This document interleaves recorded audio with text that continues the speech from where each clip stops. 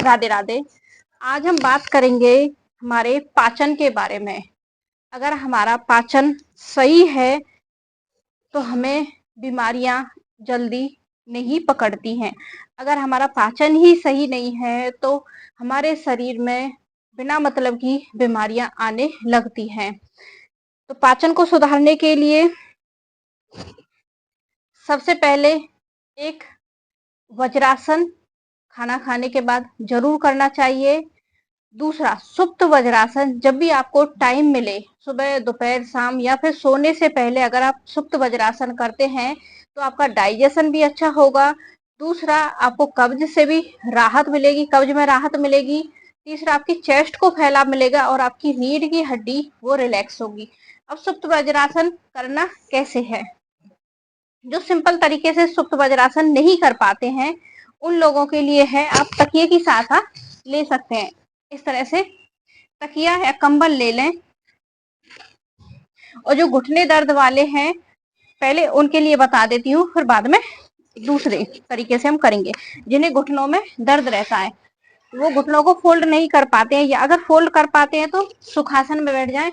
नहीं फोल्ड कर पाते हैं तो इस तरह से पैरों को आगे की तरफ फैला लें, गहरी लंबी सांस लें और सांस को होल्ड करते हुए पीछे आपको तकिए की सहायता से पूरा फैलाव देना है। इस तरह से जब आप इस तरह से पूरे शरीर को फैलाव देते हैं तो आपकी यहाँ की जो मसल्स हैं वो एक्टिव होंगी, आपका डाइजेशन बहुत ही अच्छा होगा, आपका खाया पिया अच्छे से आपको पचेगा। सोने से पहले अगर करते हो ना आप, तो 9 से 11 बजे के बीच में, 9 से 11 बजे के बीच का जो टाइम है वो हमारी स्पाइनल कॉर्ड का होता है, रीढ़ की हड्डी का होता है। अगर हम इस समय ये सुप्त वज्रासन करते हैं तो हमारी रीढ़ की हड्डी रिलैक्स होगी, कमर में कभी दर्द नहीं होगा। दूसरा, चेस्ट को पूरा फैलाव मिलेगा। तीसरा, आपका डाइजेशन बहुत अच्छा होगा। इस तरह से घुटने दर्द वालों के लिए हो गया। दूसरा है तरीका,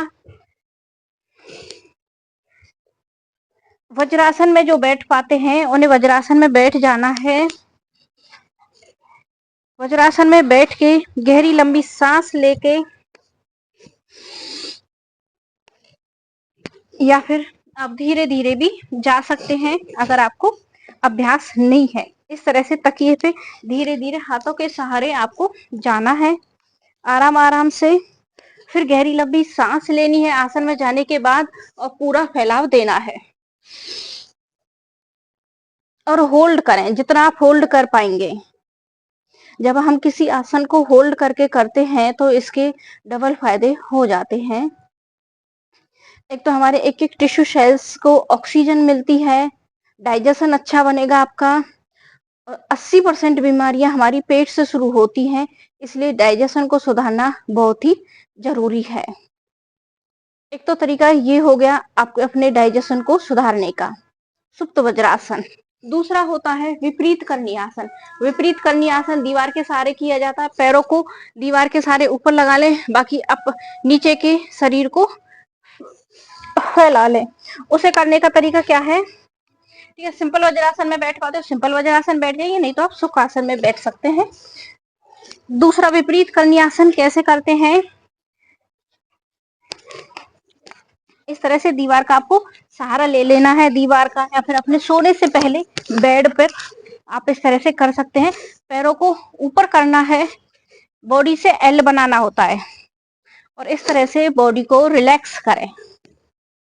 जो आप इस तरह से रिलैक्स करते हैं विपरीत करनी आसन में या फिर एल शेप में, तो आपका जो ब्लड है पूरे दिन पैरों की तरफ गया है वो रिवर्स होके आपका हार्ट की तरफ आएगा और हार्ट उसे दोबारा से फिल्टर करेगा, बॉडी फ्रेश होगी। दूसरा, पूरा ब्लड आपके पेट की तरफ आ रहा है, अपर बॉडी की तरफ आ रहा है, तो हमारा डाइजेशन बहुत ही बेहतर बनता है। अगर आप खाना खाने के बाद विपरीत करनी आसन करते हैं, इसके भी बहुत ही फायदे हैं। बहुत ही आसान तरीका है डाइजेशन को बेटर बनाने का। इस आसन में लेटे लेटे आप फोन, टीवी वगैरह कुछ भी आप देख सकते हैं, बॉडी को रिलैक्स कर सकते हैं।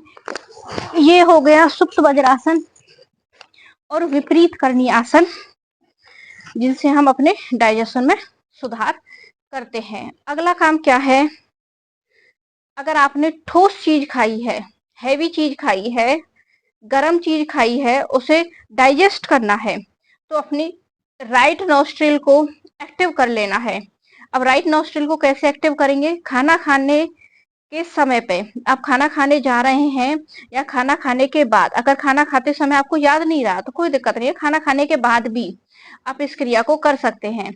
आपको अपनी राइट नोस्ट्रिल को एक्टिव करना है और यहाँ तक कि सुबह सुबह खाली पेट, सुबह सुबह जब आप फ्रेश होते हैं, ठीक है, सुबह सुबह जब आप फ्रेश होते हैं, फ्रेश होते समय आप वॉशरूम में, टॉयलेट में बैठे हैं, वहां बैठे बैठे अगर आप अपनी राइट नोस्ट्रिल को एक्टिव करते हैं तो आपका पेट बहुत जल्दी साफ होगा, अच्छे से साफ हो जाएगा। अब इसे एक्टिव कैसे करना है, अपनी लेफ्ट नोस्ट्रिल जिसमें हम नोज पिन पहन के रखते हैं, इसे बंद कर देना है इस तरह से, और राइट नोस्ट्रिल से सांस लेनी है और सांस छोड़नी है। लगातार जब 1 मिनट आप इसका अभ्यास करेंगे तो धीरे धीरे आपका राइट नोस्ट्रिल चलना शुरू हो जाएगा और आपका डाइजेशन एक्टिव होगा, आपकी जो पेनक्रियाज है वो एक्टिव होगी, क्योंकि राइट नोस्ट्रिल चलता है, ये हमारा राइट नोस्ट्रिल होता है सूर्य का, इसे हम सूर्य नाड़ी बोलते हैं।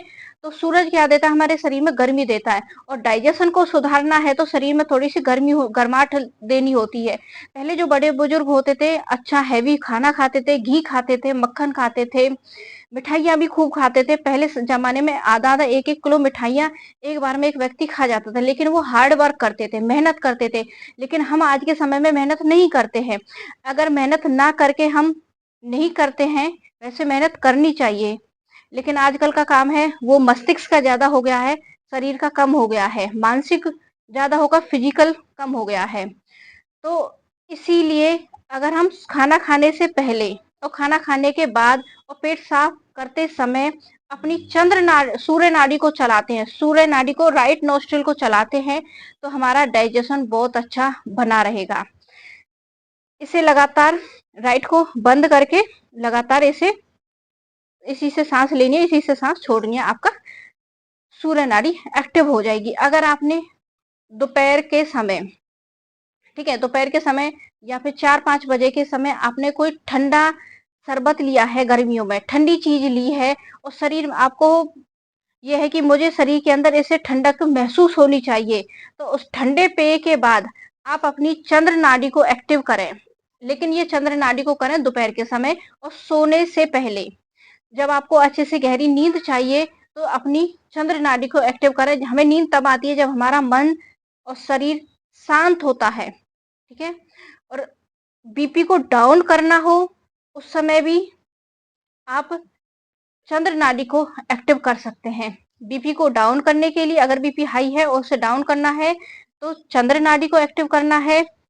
ठंडा जल पिया है या ठंडा कोई शरबत पिया है, ठंडा लस्सी छाछ ली है, लिक्विड लिया है, और आपको यह है कि मेरे शरीर में मुझे कुछ ठंडक महसूस होनी चाहिए, उस समय भी आपको चंद्र नाड़ी को एक्टिव करना है। और गहरी अच्छी नींद के लिए भी आपको चंद्र नाड़ी को एक्टिव करना चाहिए। अब चंद्र नाड़ी को भी एक्टिव कैसे किया जाता है, राइट नोस्ट्रिल को आपको बंद कर लेना है, लेफ्ट से सांस लेनी है और सांस छोड़नी है। लगातार जब आप 1 मिनट इस तरह से इसका अभ्यास करते हैं तो आपकी चंद्र नाड़ी एक्टिव हो जाएगी और आपका शरीर ठंडा होने लगेगा। जब हमारे शरीर में गर्मी बढ़ती है तो हमारे शरीर में फोड़े फुंसी निकलना शुरू हो जाते हैं।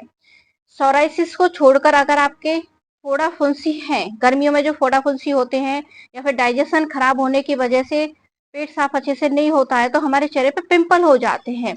उसके लिए भी आपका बहुत अच्छा तरीका है, अपनी जो थंब है, अंगूठा है, इस पर ये अंगूठा है हमारा मस्तिष्क पॉइंट, मस्तिष्क होता है ये, इस पर अगर आप ब्लू कलर लगाते हैं रेगुलर, दिन में 5 से 7 घंटे, और रेगुलर आप 10 15 दिन ब्लू कलर लगाते हैं, आपको फोड़े फुंसी से छुटकारा मिलेगा हमेशा के लिए। इस तरह से स्केच पेन जो आते हैं, बच्चों के होते हैं जैसे स्केच पेन, वो आपको ले लेने हैं और इस तरह से आपको अंगूठे पर ये ब्लू कलर लगाना है। इसे कलर थेरेपी बोलते हैं। कलर थेरेपी भी बहुत कारगर होती है जिनके शरीर में गर्मी बढ़ी हुई है, ठीक है। ये उनके लिए है जिनके शरीर में गर्मी बढ़ी हुई है, फोड़े फुंसी ज्यादा होते हैं, उनके लिए बहुत अच्छा तरीका है। गुस्सा बहुत आता है, उसके लिए भी बहुत अच्छा तरीका है। दिमाग को कूल करने के लिए, दिमाग को आप दो तरीके से कूल कर सकते हैं। एक तो चंद्र नाड़ी को एक्टिव कर कर, या फिर आप अंगूठे पर जहाँ पे हम स्टंप लगाते हैं, जैसे हम स्टंप लगाते हैं ना, उसी तरह से आप इस यहाँ पे ब्लू कलर लगा के रखिए। आपके अंदर ठंडक आएगी, शीतलता आएगी। राधे राधे।